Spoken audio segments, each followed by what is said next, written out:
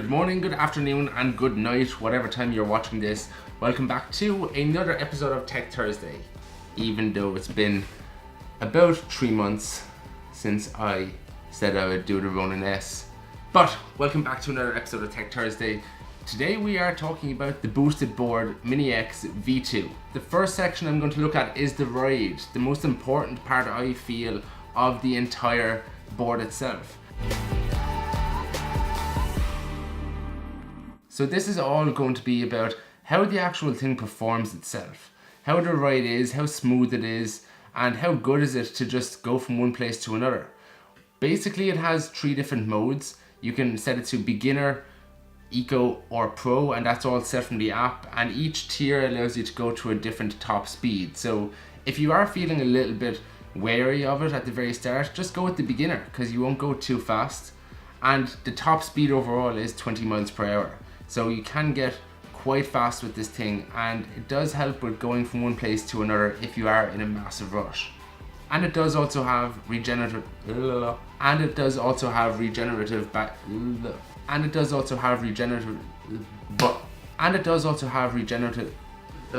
and on top of that it does have regenerative brakes, which means that if you find that your battery is running low, then just ride it like a normal skateboard, push along with one foot, and your battery will start to come back slowly but surely.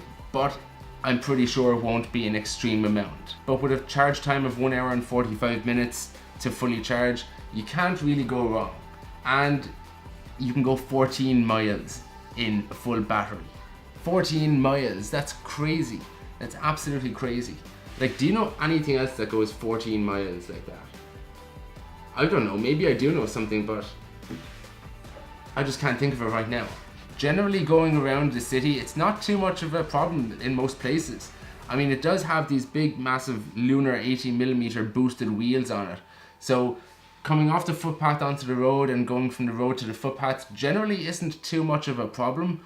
But in Ireland, when you do get to those older parts of the city, that's when things start to become a problem, because things generally aren't as smooth as they could be, and the tarmacadam is just loads of cracks, loads of holes, and sometimes I just find I have to get off the board and carry it for a little bit, which isn't too much of a problem, to be quite honest. Now we'll move on to the carryability. So coming in at 16.8 pounds, does that sound like I'm talking about a wrestler? Like I'm introducing a wrestler? Coming in at 16.8 pounds, it's the Boosted Mini X. So this Boosted Mini X comes in at 16.8 pounds, and for those of us over in Europe, that does basically translate to 7.6 kilograms, which, yeah, is a little bit heavier than a normal skateboard, but for the most part, I presume most of us would be riding it, not carrying it too much.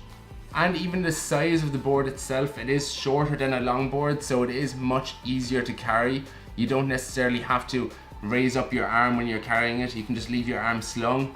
And because the board is so short, it won't actually, for the most part, brush off the ground or hit the ground. So it's a very easy, reliable carrying vehicle. It's light enough, it's small enough, you don't have to awkwardly carry it around.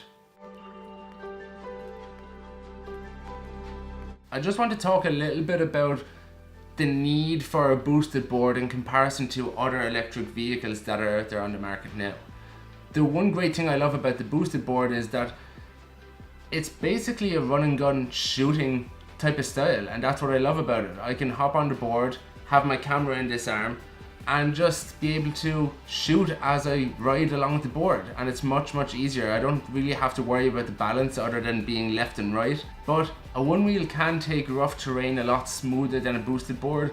So if you are thinking about possibly going off road a lot, or you will be riding on rough terrain, not necessarily smooth, then maybe a one wheel is the way to go. You get no remote, it's just purely balancing, and that's all it is. But for me, I do love the boosted board. I feel I can go a lot faster. I feel like I can just enjoy the ride a lot more than I would on a one wheel. Not to say that I wouldn't rule out a one wheel, I would love to get a one wheel, but right now I'm going to stick with the boosted board, and I'm pretty happy with the run and gun shooting style I have. Just simply hop on it, head into work, hop off it, carry it into work with me, leave it under the desk, and it's so handy to just leave there and to not worry about it for the day. On to the maintenance. Now, the maintenance is something that I have had a little bit of an issue with, I'm not gonna lie. But overall, for the maintenance of the board, just for general scrubbing down, it's actually very easy. Normally, if the weather is a little bit wet or damp outside, I do generally get just a small piece of a tissue and give it a rub down underneath, get rid of some of that grime. So the board is perfect on dry, normal days, but on rainy days, you do have to give it a little bit of a clean after you ride it, no matter where you ride it or how long you ride it for, because the second it gets on that tarmac Adam, and if that tarmac is wet, your clean board is just gone. But I don't mind that too much because it is a very handy and very easy clean down most of the time. As for the deck, as for the top of the board, I have been struggling to find a way to clean that in the best way possible, and I finally did find a way yesterday. This is what I've used for cleaning my board, and it's pretty much just your normal typical shoe brush. That's all it is. Dip it in a small bit of water, give it a scrub down, and you have a perfectly clean board. I've tried to follow Boosted's description and guides of how to clean your board. They mentioned getting a cloth. I got a cloth, and it actually genuinely just put more unwanted fabric on the board because it stuck to the grip and it never took the dirt off. So I eventually found that, you know, this type of thing definitely just did the trick. Just a little bit of water, a gentle scrub down, and it's back to normal. However, as for parts and changing parts of the board, obviously it's a skateboard. It's an electric skateboard. The motors aren't going to be as powerful as they might be for a car or any other bigger, more expensive vehicle. But I have had the board for about 2 months now, and I think I've had to change 3 motor belts, which isn't too bad, but I have had to change 1 motor. But I will say that Boosted's customer service are pretty much perfect. I sent them on a message, they asked me to send on a video, they told me what the problem was, and they sent me out a new motor straight away because it's under the 6-month guarantee. I got it for free, and yeah, Boosted's customer service, A1. And I also wouldn't be surprised if maybe I'm the reason why my motor broke within 2 months of me having it, because I've taken this board out in the rain, I've taken it on rough terrain, I've taken it in terrible conditions. Like, I've taken it through puddles, which I really shouldn't. I mean, the entire board is water resistant, but it's not completely waterproof. So if you are getting a Boosted board, don't do what I do. Actually do take care of it, because it is a lot of money. And now on to what people would consider the most important thing, which is how much does the board actually cost? So I feel like this is what a lot of people would say is Boosted's downside, is the actual price of the unit. And just be ready for this price, because it's not a cheap little toy. It is a proper vehicle, and the price definitely shows that as well. The actual price of the board on the Boosted site for the Boosted Mini X V2, it goes for $1,099, which when you end up buying it and you get all of the packaging fees and everything on top of it, that does come to $1,350 in total. And then translating that over to euro then ends up being €1,195 in total. So in total, the Boosted board Mini X V2 is going to cost you €1,195. It's a lot of money. If you really want fast, quick, handy pick up and go transport, then get it. But if you don't, maybe it's better off that you look at some other vehicle that is possibly like a one wheel. I'm not exactly sure what price the one wheel is, but I'm pretty sure it is cheaper.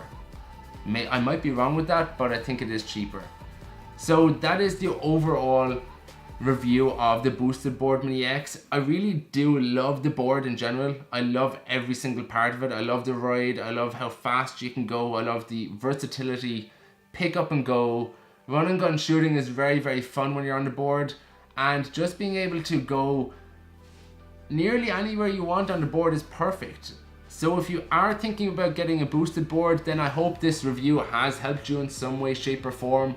Or if you are thinking about getting some sort of an electric vehicle, take all this stuff on board, because maybe if you're living in a different area where the terrain is pretty bad in most places, even the footpaths and the roads, then maybe go for a one wheel, because a one wheel will be better on rough terrain than a boosted board will be. But for the most part, I think I'm going to stick to my boosted Mini X, purely because it's just so much fun to go around the city and you can go very far.